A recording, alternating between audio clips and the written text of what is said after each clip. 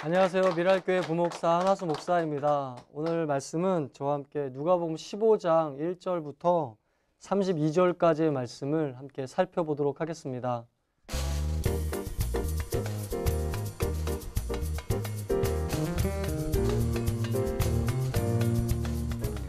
삶을 살아가면서 참 많이 느끼는 것은 삶이라는 것은 어려울 때도 있고 또 어렵지 않을 때도 있다라는 점이었습니다.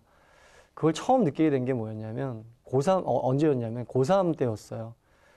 제가 고3 때 아버지께서 하시던 사업이 부도가 나서 아버지는 교도소에 수감이 되시고 또 어머님은 이제 파출부를 하셔야 됐고 저는 신문 배달을 했었어야 됐습니다. 생활비가 없었기 때문에 이걸 안 할 수가 없었어요. 제가 신문 배달을 그때 하면서 고3 때 신문 배달을 하면서 참 많이 느꼈던 건 무엇이냐면은 삶이라는 게 바닥이 있는 거구나. 그걸 굉장히 많이 절감했습니다. 삶이라는 건 슬픔이 있고 눈물이 있고 또 아픔이 있는 거구나.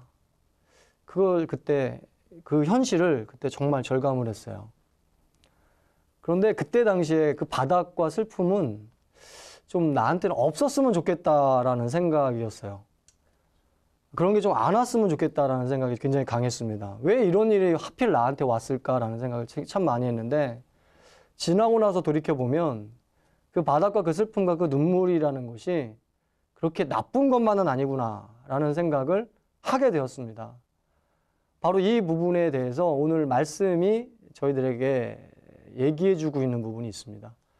아무쪼록 이 말씀을 통해서 오늘 말씀을 통하여서 바닥에 있는 인생이 있다면 정말 바닥으로 떨어졌다고 생각하시는 분들이 계시다면 힘을 얻는 시간이 되었으면 좋겠다 싶습니다. 말씀 함께 이제 살펴보도록 하겠습니다.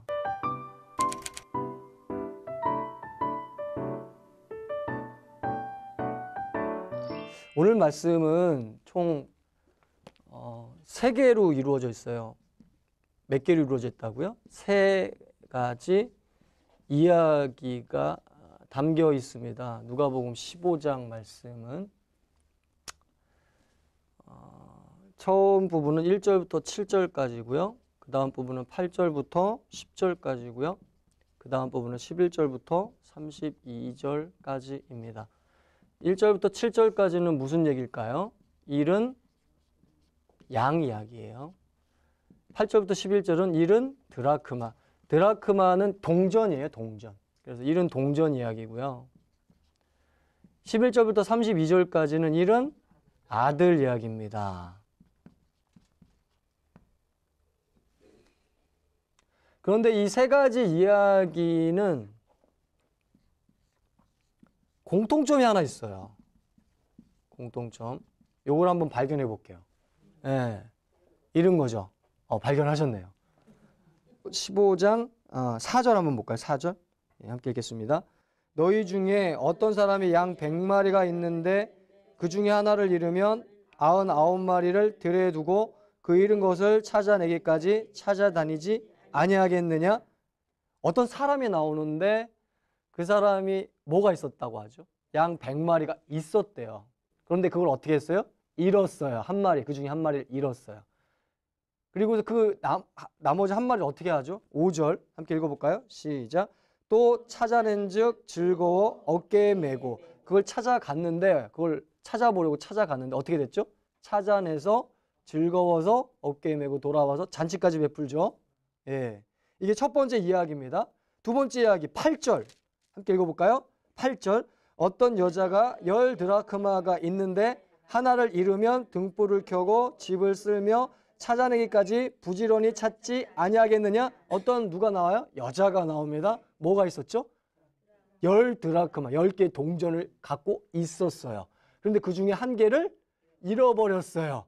그래서 이 사람이 또 이 여자가 찾아 나서서 어떻게 되죠? 결국은 9절 함께 읽어볼까요? 또 찾아낸즉 벗과 이웃을 불러 모으고 말하되 나와 함께 즐기자. 잃은 드라크마를 찾아내었노라 하리라. 찾아냈죠? 얻었죠? 그리고 나서 어떻게 해요? 기뻤죠? 잔치를 베풀죠? 자, 이번에는 세 번째 이야기로 가볼까요? 11절 함께 읽어볼까요?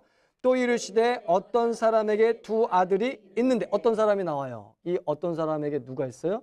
두 아들이 있었습니다.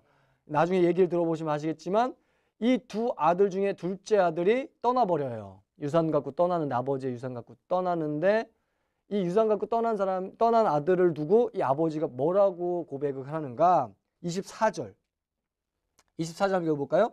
이 내 아들은 죽었다가 다시 살아났으며 내가 잃었다가 다시 얻었노라 하니 그들이 즐거워하더라. 이 아들이 어떤 아들이었대요? 잃었던 아들이었대요. 그런데 다시 어떻게 됐대요? 얻었대요. 그리고서 즐겁다는 겁니다. 기뻤다는 겁니다. 공통점. 잃었다라는 단순한, 그렇죠? 잃었다라는 것도 단순한 어떤 부분 공통점이긴 한데 공통점이 뭐죠? 있었다는 거예요, 다. 그렇죠? 그리고 어떻게 하죠? 잃었다는 거죠. 그리고 나서 얻었다는 거죠, 다시. 그리고서 기뻤다, 즐거웠다, 기뻤다, 이걸 나누고 있고요. 있었는데 잃었다가 찾아가지고 다시 얻었고 그래서 기뻐서 잔치를 베풀었다. 이게 이 세 이야기의 공통점입니다. 이걸 왜 얘기하냐면요, 이 공통점을 알아야만 차이점을 발견할 수가 있어요. 이 세 이야기는요, 공통점만 있는 게 아니라 뭐가 있다고요? 그렇죠. 뭐가 있다고요? 차이점이 있습니다. 기가 막혀요, 이게 진짜. 공통점만 있는 게 아니라 차이점이 있어요. 자, 첫 번째 이야기, 이 이야기에서, 잃은 양 이야기에서 4절에 보면요, 잃은 사람이 나오잖아요. 양 100마리를 갖고 있었던 사람이 잃었다고 했죠, 한 마리를. 잃은 사람이 나오는 거예요, 그러면. 그 잃은 사람이 이 이야기에서는 그 잃은 양을 찾아가나요? 양이 찾아오나요? 찾아가죠. 잃은 자가 찾아갔다. 맞죠? 그 다음에 두 번째 이야기에서 8절을 보면은 열 동전이 있었던 여자가 그 동전을 찾아가나요? 동전이 찾아오나요? 그렇죠. 잃은 여자가 찾아갔죠. 그렇죠? 둘 다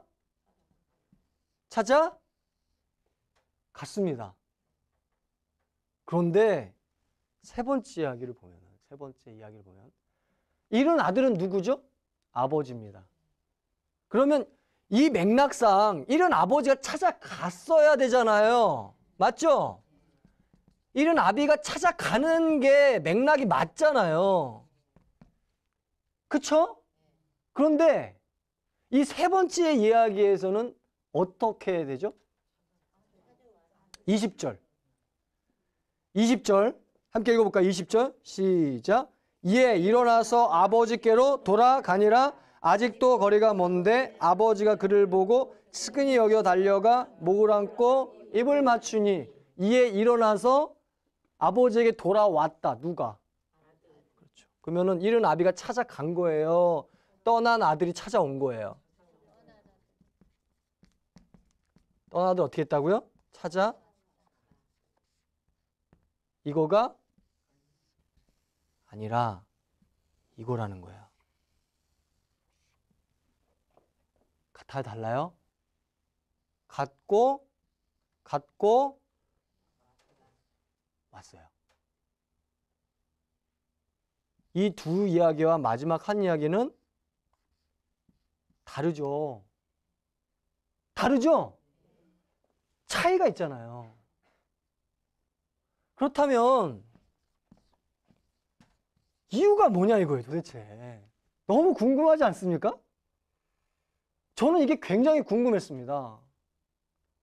아니, 이야기를 이런 걸 다 똑같이 했다면 그냥 똑같은 맥락으로 진행이 되면 되잖아요. 근데 왜 마지막 이야기는 유독 떠난 아들이 찾아오는 이야기를 하시냔 말이에요. 이런 아비가 찾아가는 것도 무난한 얘기 아닌가요? 그렇잖아요. 그런데 마지막 이야기는 예수님이 완전히 다르게 전개를 하시거든요. 왜 이러냐 이거죠. 왜 이런 차이점을 예수님이 말씀하셨는가예요. 왜 그럴까요? 17절 17절 함께 읽어볼까요? 시작. 이에 스스로 돌이켜 이르되 내 아버지에게는 양식이 풍족한 품꾼이 얼마나 많은가? 나는 여기서 주려 죽는구나. 아들이 돌아오는 계기가 아버지가 풍성하고 부자라고 생각했던 것 같아요. 여기 보면은 자기는 굶어 죽어가고 있는데 형편이 아주 안 좋아진 거예요, 자기가. 그런데 아버지는 형편이 괜찮은 거죠. 아버지는 돈이 좀 있는 거죠. 나는 돈이 완전히 떨어져가지고 바닥인데 아버지는 돈이 좀 있는 거예요. 그래서 아버지 생각이 난 것 같아요. 그런데 그것이 아버지에게 돌아간 근원적인 이유였나요? 아니에요. 형편 때문에 아버지께 돌아간 게 아니었어요.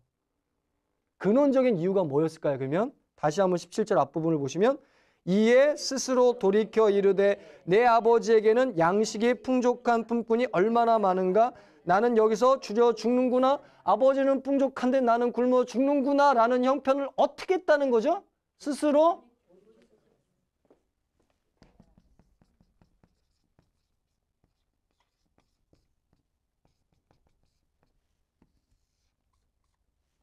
다른 거는 다 공통적으로 갔다라고 얘기했는데 이 떠난 아들만 왔다라고 얘기하는 이 차이점을 얘기한 이유가 바로 여기 있습니다.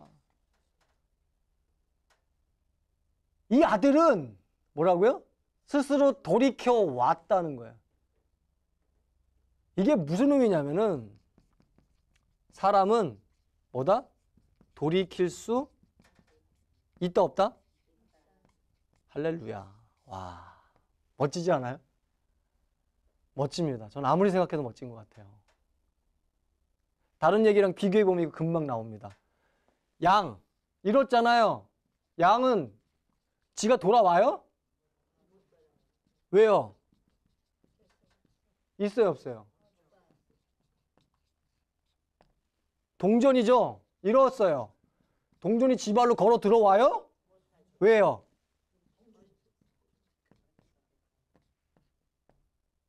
그런데 여기는 아들이잖아요. 아들은 사람이에요, 물건이에요? 사람이죠. 이 사람이라는 아들은 돌아왔잖아요. 이 돌아왔다는 건 뭘 의미하죠? 돌이킬 수 있다는 겁니다. 양은 돌이킬 수 없고 동전도 돌이킬 수는 없지만 사람만큼은 돌이킬 수 있다는 겁니다. 이 시간 예수님께서 말씀하신 걸 믿는 저 여러분 되셨으면 좋겠어요. 예수님 말씀하십니다. 얘야, 돌이킬 수 있다. 사람은 돌이킬 수 있다. 질문이 나오죠? 근데 진짜 사람은 돌이킬 수 있나요? 주변을 한번 보세요. 막 살아가는 사람 있죠? 저 사람이 돌이킬 수 있을까? 믿기지 않을 정도로 막 살아가는 사람이 있죠? 그러면 사람은 돌이킬 수 있는가라는 의문이 우리에게 들 수밖에 없어요. 저도 수백 번 이 질문을 해본 적이 있어요. 저 사람이 과연 돌이킬 수 있을까? 저렇게 마구잡이인데, 저렇게 제멋대로인데 과연 그 사람이 돌이킬 수 있을까? 의문이 안 들겠어요? 그 사람만 보자면 의문이 들 수밖에 없지 않겠습니까? 실제로 있어요. 실제로. 그래서 우리는 이 앞에, 이 예수님의 말씀 앞에, 이 차이점을 통해서 말씀하신 예수님의 말씀 앞에 우린 질문을 하죠. 과연 사람은 돌이킬 수 있냐 이거죠. 있나요? 있어요. 근데 이게 그냥 있는 게 아니라는 거예요. 그냥 되는 게 아니라는 거예요. 어떻게라고요? 그냥 되는 게 아니라 이거예요. 오토매틱 이게 아니라 이거예요. 저절로 이게 아니라는 거예요. 그러면 어떻게죠? 어떻게? 4번이죠? 어떻게? 어떻게입니까? 어떻게? 14절 함께 읽어볼까요? 14절 함께 읽겠습니다. 다 없앤 후 그 나라에 크게 흉년이 들어 그가 비로소 궁핍한지라. 유산을 크게 받아가지고 떠났는데 그걸 어떻게 했어요? 다 없애버렸어요. 다 탕진했습니다. 그리고서 그 나라에 설상가상이라고 하나요? 그 나라에 뭐가 들었어요? 흉년이 들어서 먹을 게 있어요, 없어요? 없죠. 나라에 먹을 게 없으니까 인심이 흉흉해지겠죠. 그러니까 궁핍해진 거예요. 15절 함께 읽어볼까요?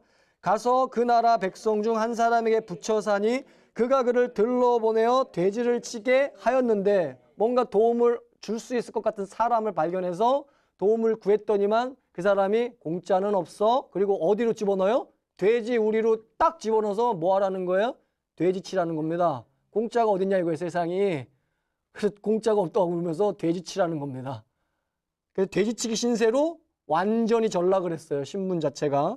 16절 함께 읽어볼까요? 그가 돼지 먹는 쥐업 열매로 배를 채우고자 하되 주는 자가 없는지라. 돼지치기 신세가 돼서 돼지를 열심히 치면 쥐업 열매라도 먹을 줄 알았는데 쥐업 열매가 있었어요? 없었어요? 없었습니다. 그걸 또 주는 자도 있었어요? 없었어요? 없었어요. 여러분 잘 보세요. 세 가지의 형편으로 빠져버렸죠? 처음엔 뭐라고요? 궁핍. 그 다음에 뭐예요? 돼지치기. 그 다음에 뭐예요? 굶주림이에요. 돼지치기라도 하면 뭔가 먹을 게 생길 줄 알았는데 먹을 것도 없게 됐어요. 일하는데 여러분 먹을 게 없는 것처럼 처참한 비참한 심정이 없습니다. 여러분 뭐 일하는 것도 어떻게 보면 먹을 거 벌려고 하는 거잖아요. 가게 여는 것도 뭔가 먹을 거 좀 벌려고 하는 거잖아요. 근데 먹을 게 없어요. 돼지치기 아무리 열심히 해도 먹을 게 없어요. 얼마나 비참했겠어요. 궁핍과 돼지치기의 신세와 굶주림. 이거 한마디로 하면 뭐예요? 한마디로.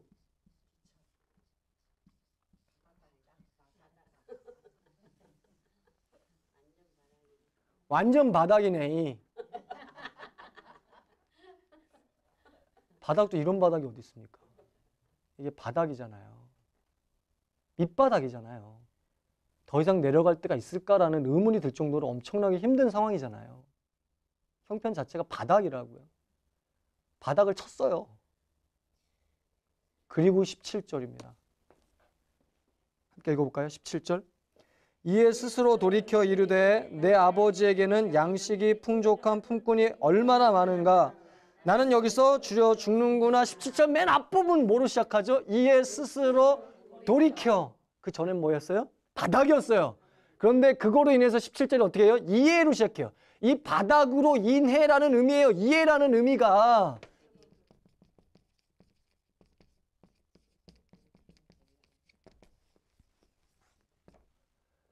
여러분 이 14절, 15절, 16절이라는 이 바닥이라는 이걸 먼저 묘사하고 그 다음에 17절이 나오는 이 논리적인 구조와 배치는 뭘 말씀하시냐면 예수님이 이걸 통해서 말씀하시고 하자는 그 의미가 뭐냐면 어떻게 사람이 돌이킬 수 있는 힘이 생기냐를 말씀하시는 거예요. 어떻게 사람이 돌이킬 수 있는 힘을 가질 수가 있죠?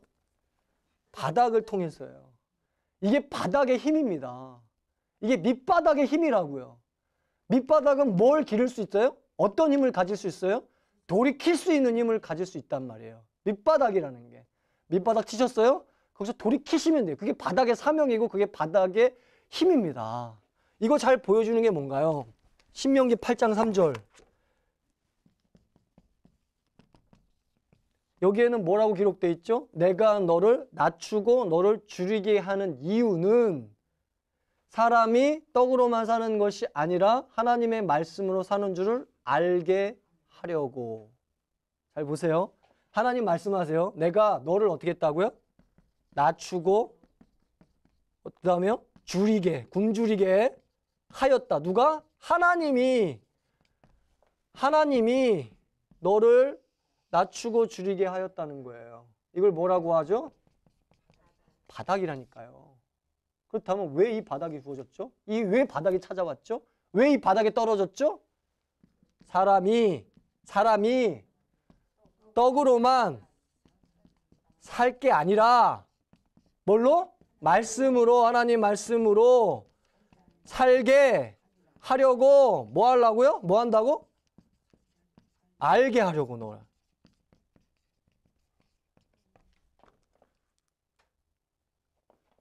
이 바닥을 통해서 살게 하는, 이전에는 너 떡으로만 사는 줄 알았지 라고 생각하는 사람이 말씀으로 살게 하는 것을 알게 하려고. 이걸 뭐라고 합니까? 돌이킴이죠.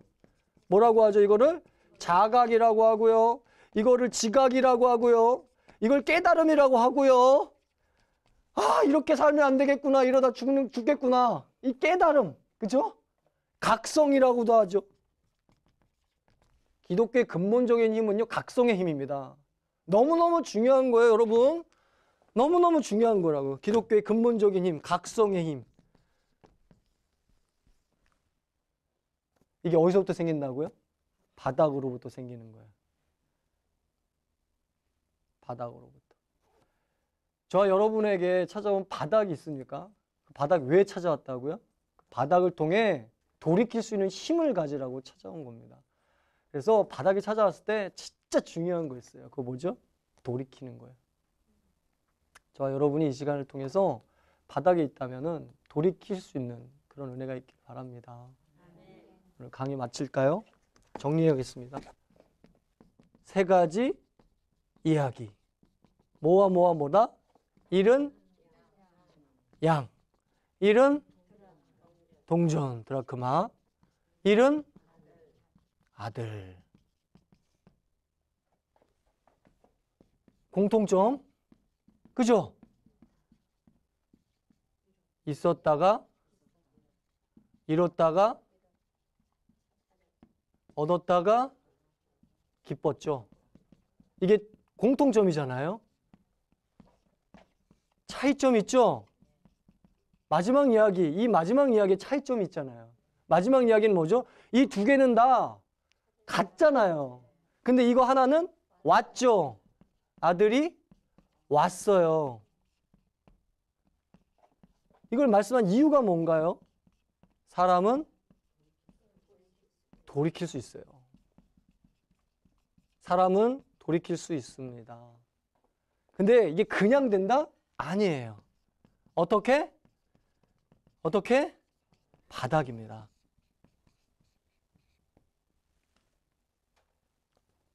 바닥을 통해서 돌이키는 저와 여러분 되셨으면 좋겠습니다.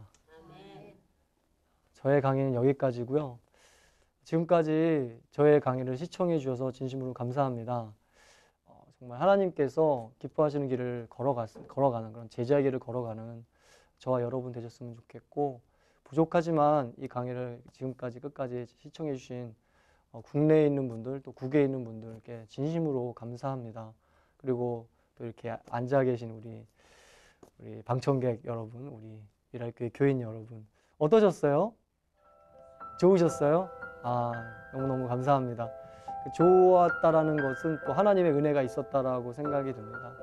지금까지 제가 너무 행복했고 저도 많은 것을 배운 시간이었습니다. 다음에 다시 만날 기회가 있다면 그 만날 때까지 건강하게 또 강건하게 승리하는 삶을 사시기를 바랍니다. 진심으로 감사합니다.